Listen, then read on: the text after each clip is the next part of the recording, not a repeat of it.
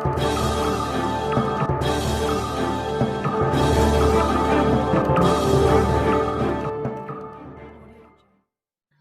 आम आदमी पार्टी के राज्यसभा सांसद सुशील गुप्ता कार्यकर्ताओं से मिलने अंबाला पहुंचे।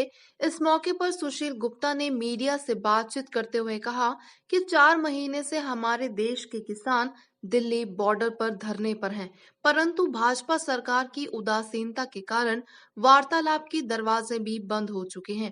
भाजपा के नेता किसानों को नशेड़ी, फालतू लोग और आतंकवादी बोलते हैं, तो कभी किसानों को पाकिस्तान और चाइना से जोड़ते हैं।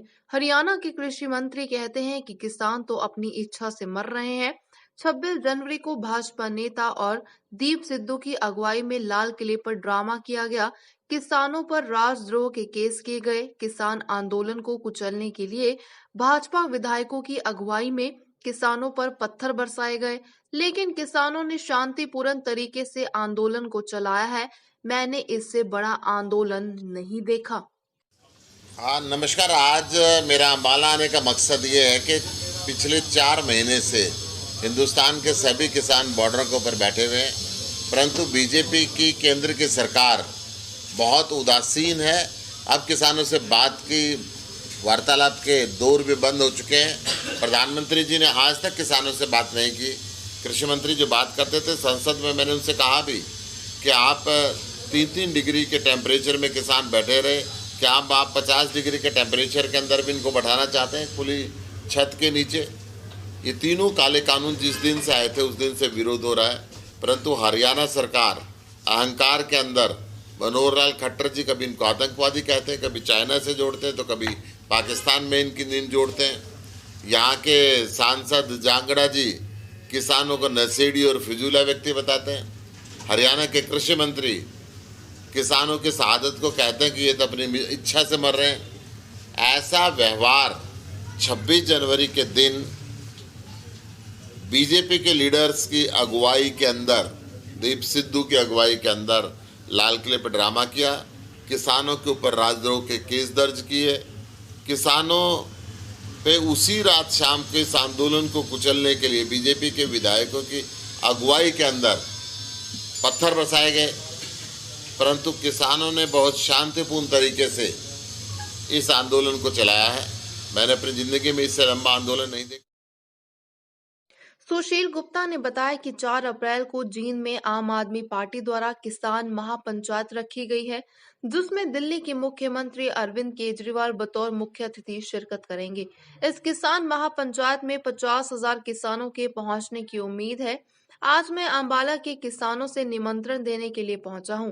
हमारी पार्टी के कार्यकर्ता गांव-गांव जाकर किसानों को जींद किसान महापंचायत में शामिल होने के लिए निमंत्रण देंगे। जसपा को किसानों ने बड़ी संख्या में वोट दिया था, लेकिन ये गठबंधन सरकार किसानों के ऊपर लाठी चार्ज करवा रहे हैं और किसानों को आतंकवादी बता रहे हैं। भाजपा जसपा के नेताओं का गांव में पूर्णतः बहिष्कार हो चुका है। केजरीवाल को हरियाणा की जनता उम्मीद भरी नजरों से देख रही है।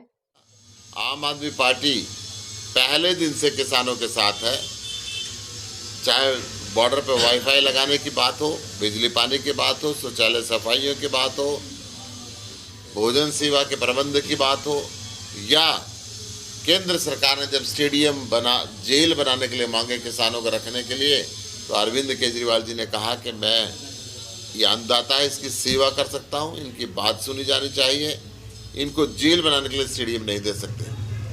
पिछले 4 महीने से लगातार एक असमंजस की स्थिति बनी हुई है। किसान, बुजुर्ग किसान, माताएं, बहनें, छोटे बच्चे बॉर्डर के ऊपर लगातार बैठे हुए हैं, परंतु सरकार ना बात करने के लिए तैयार है, ना तीनों काले कानून वापस लेने के लिए तैयार है। आगे इस रणनीति पे चर्चा करने के लिए 4 अप्रैल को, रविवार 4 अप्रैल को सुबह 11 बजे जींद में किसान महापंचायत का आयोजन किया गया है, जिसमें लगभग 50,000 किसान आएंगे और अरविंद केजरीवाल जी बतौर मुख्य अतिथि वहां पर पहुंच रहे हैं। आज अंबाला आने का भी मेरा मकसद यही है कि अंबाला के किसान भाई ज़्यादा से ज़्यादा संख्या के अंदर जींद पहुंचें और किसानों के समर्थन के अंदर वहां पे अपनी आवाज़ को बुलंद करें और आगे का फैसला तय करें। कैसे पहुंचे? हमारी पार्टी के सारे कार्यकर्ता हैं, एक एक गांव में जाएंगे और किसानों को इनवाइट करेंगे। आज इनविटेशन पत्र में लेके आया, मेरी गाड़ी में से मंगवाना भैया, मेरी इनविटेशन पत्र भी हम उनके लिए लेके आए हैं। एक एक गांव में जाएंगे और उनको न्योता देंगे। भाजपा जजपा के जो नेताओं को कार्यक्रम नहीं करते तो इसको किस तरह से मानते? देखिए, बीजेपी और जेजेपी की जो गठबंधन की सरकार है, जेजेपी को तो विशेष तौर पे किसानों ने वोट दी और ये किसानों के ऊपर लाठी चलवा रहे हैं, किसानों को आतंकवादी कह रहे हैं, किसानों के ऊपर वाटर कैनन का इस्तेमाल कर रहे हैं, किसानों को पाकिस्तानी कह रहे हैं, किसानों को चाइनीज़ बता रहे हैं। ये भूल चुके कि ये किसान जिन्होंने आपको गद्दी पे बैठाया था, गद्दी से उतार भी सकते हैं। ऐसी स्थिति के अंदर किसान और मजदूर अपने आप को ठगा सा महसूस कर रहे हैं। आज अम्बाला में जब हम आए हैं तो इस बात को देख रहे हैं और गाँव के अंदर बहुत से गाँव में बोर्ड लग चुका है कि बीजेपी और जेजेपी के लोगों का आना बना है। खुद मुख्यमंत्री जी करनाल में अपनी रैली नहीं कर पाए थे, खुद हरियाणा के गृह मंत्री अपनी नहीं कर पाए, हरियाणा के उप मुख्यमंत्री अपना कार्यक्रम नहीं कर पाए, परंतु अरविंद केजरीवाल जी को आज पूरे हरियाणा के अंदर लोग इज्जत के नज़र से देख रहे हैं और किसानों ने इनवाइट किया और अरविंद जी वहाँ पहुँच रहे हैं।